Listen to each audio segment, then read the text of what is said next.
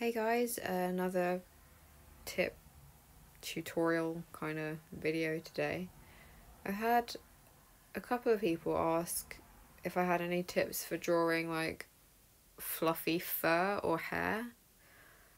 I did try to answer in a comment, but I think it would be easier to kind of demonstrate. Obviously, disclaimer again, like I'm quite a cartoony artist, so tips are kind of aimed more at other people with cartoony styles. Obviously, if you're going for more like semi-realism or realism, this isn't gonna help you. Yeah, you'd be better off looking at like reference photos and stuff and learning from that and from other semi-realism artists rather than this video. That being said, for my fellow cartoony artists, you can like using photo references and stuff at least some of the time is still a good idea. Like, even though my style is very cartoony, very stylized and stuff, I do still look at reference photos, not to like, heavily reference from, just sometimes it's good to have something to refer back to, just so you're not going like super crazy off the rails with the anatomy. That is, that it's kind of looks how it should, even if it's stylized. But it's less of a thing if you're really cartoony versus realism. But yeah, anyway, so yes, fluffy fur. Yeah, I'm just gonna do it in my style, and then I'm gonna try and do a more like spiky version, like more like how I used to draw, just to, because obviously not everyone draws with like these kind of rounded shapes, so. But yeah, okay, so I'm just gonna quickly sketch out the head again. I'm not going to do anything super detailed here. It's not really about drawing the face, it's just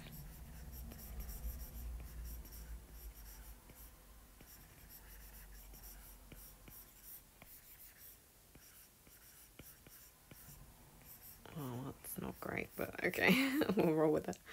Okay, so if I'm drawing really fluffy fur, I start by sketching out like where the actual neck is minus the fur, as if you're drawing like a short head.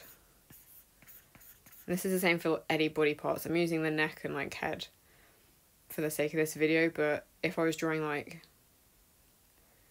I don't know, really fluffy legs or something, I'd usually draw out the legs as if they were short furred first. The only exception might be the tail, where if it's really fluffy, I'd probably sketch it in as really fluffy and not worry about doing like where the sort of skeleton of the tail would be. But yeah, I guess I'll come to the tail in a minute, maybe do that properly. But yeah, so I'd sketch out the neck, maybe add in some like, generally kind of line down the middle of the neck, because like some like wolves and dogs and stuff would have like a fur parting there, or like roughly there kind of thing. But yeah, and then literally just like block in kind of large clumps of fur.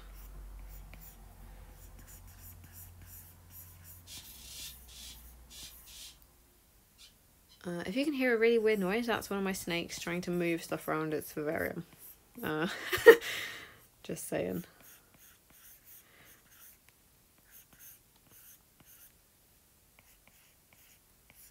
It's a good idea to try and sort of vary the like size of the clump and like the lengths of the clumps. Like these two are not the same length. Like if they're the same length, they'd be like that.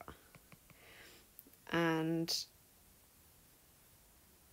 also some variation, I guess, in the direction they go in. Like this one's pointing up more, and these are more like down. The same for hair.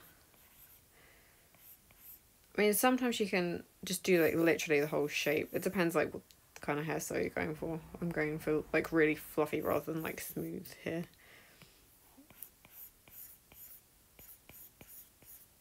But not too much detail is kind of my point.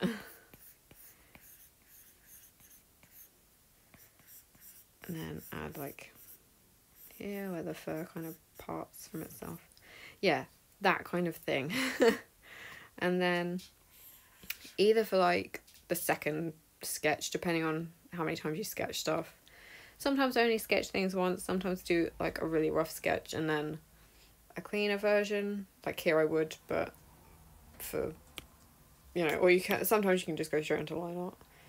But yeah, then when you do more detail, whether it's cleaner sketch or line art, then add some smaller tufts of hair and like do more detail with it.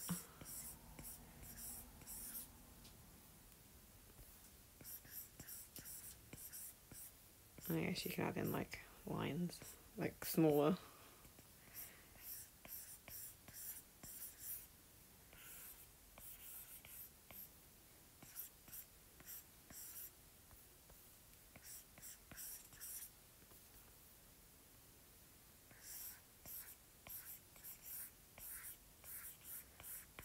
Again, try and like vary the length a bit and the direction, like this bit's pointing slightly this way and this way, this one's going like that. Like it doesn't have to be like wildly varying like that. Kind of like you can, but it can just be like a little bit. But definitely don't make it like really uniform. Don't just do that. I mean that, yeah. I guess that you can, well, like you can do that, but personally I think it looks better if it's like a little bit. Ooh, don't you love it when it just switches to the eraser for no reason?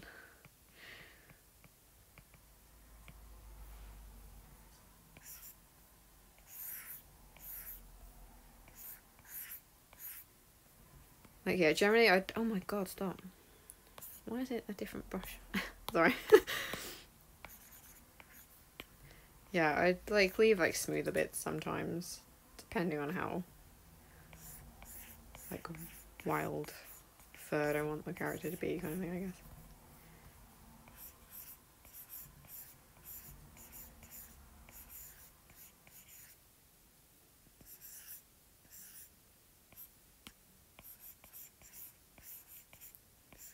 Personally, I think, obviously depending on your style, but less can be more. Like, don't... I mean, my style is fairly simple anyway, so this, again, is more like applying to my kind of style, but like going really... adding like loads of clumps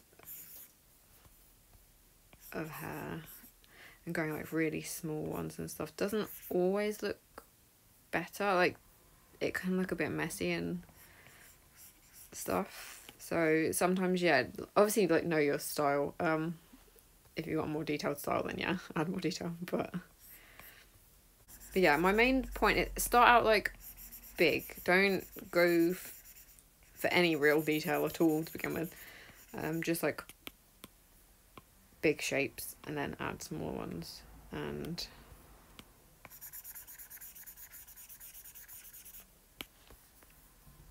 sometimes you do have to just play around with it a bit. Like I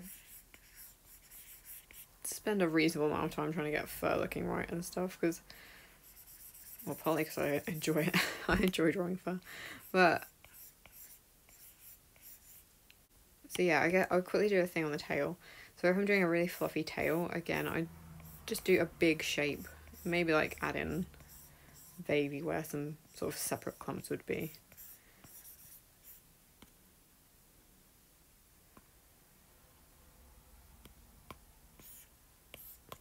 And then again on another layer, go in and add more, I guess, detail. I hesitate to say detail because my art's not that detailed anyway, but like, you know what I mean. And then yeah, add some little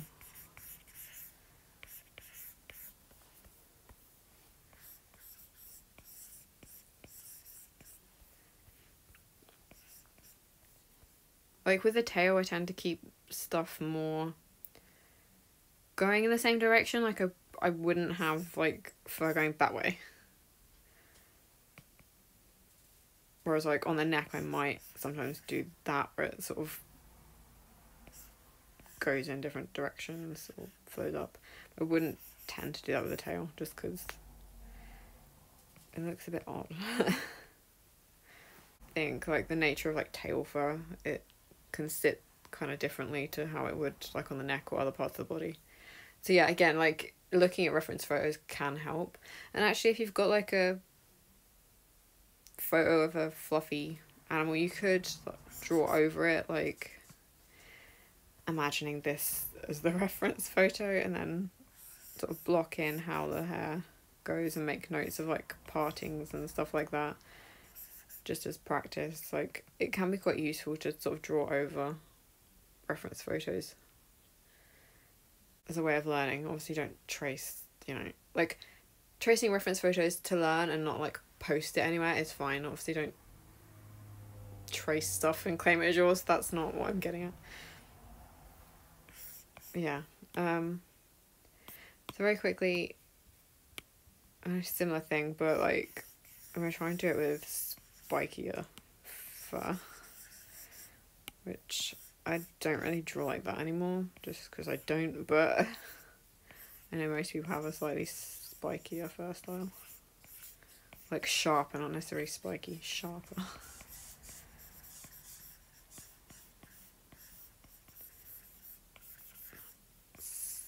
Excuse this awful head anatomy there. So again, draw in sort of where the actual neck minus the fur is.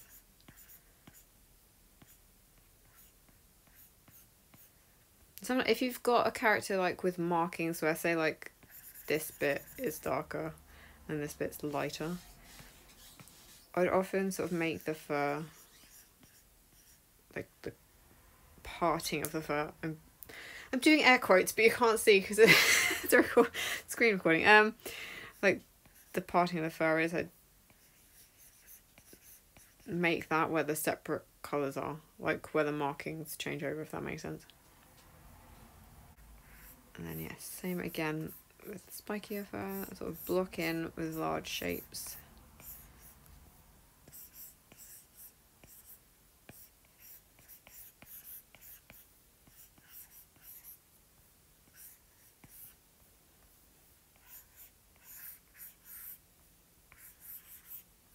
Roughly where you want the fur to go. And then when you line or clean sketch, whatever.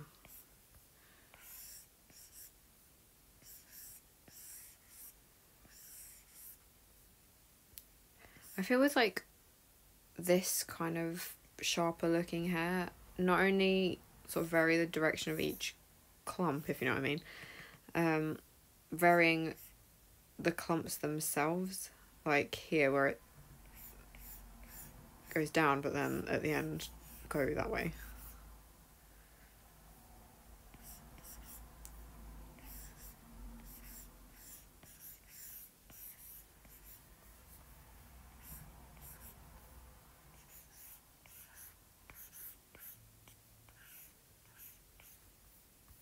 I hope some of this makes sense. I'm not the best at explaining things.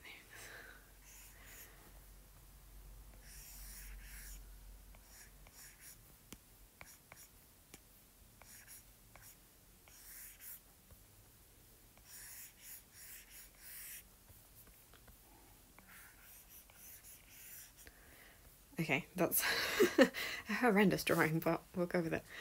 Yeah, so yeah, key points. Block stuff in first, really simple, just so you have an idea of where things are, and add detail afterwards. And variation, make sure the fur length varies and the direction the fur is like flowing or sitting varies, so it's not all just this kind of thing. So it's more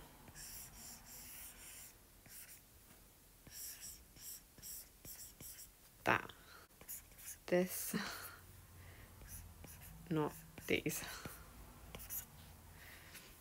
Okay, yeah, I think that's it. I hope it was kind of useful. I hope you could understand my really messy sketches and less than eloquent explanations. But yeah, so to the few people who asked, I hope you see this video, because you know, the YouTube algorithm doesn't always show stuff to people. But and I hope you find it useful, and yeah, good luck with all your art, and I hope you all have a great day. Thank you for watching. Bye.